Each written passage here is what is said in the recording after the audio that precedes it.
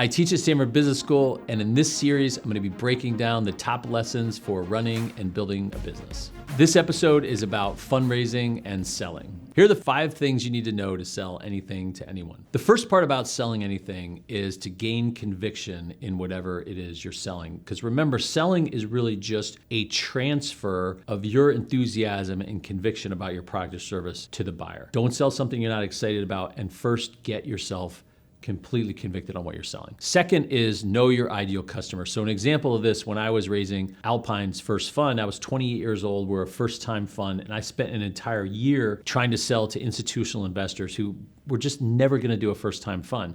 It turns out there's a whole group of investors that only invest in first-time funds, and it would have been a way better use of my time and energy to figure out who those people are and then go sell them than running around selling to people who are never gonna buy in the first place. Don't confuse activity with progress. Number 3 is create an irresistible offer. And if you don't have an irresistible offer, you can talk about the aspirations for your product or service. So an example of this is when we first started Alpine, we didn't have a track record at all, but we talked a lot about the track record we were gonna try to create. And we made this aspiration that people could get excited about.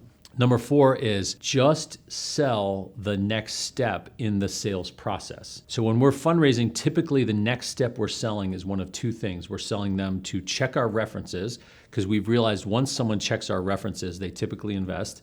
Or the second thing we're trying to sell is maybe another meeting, but having the chief investment officer in the room.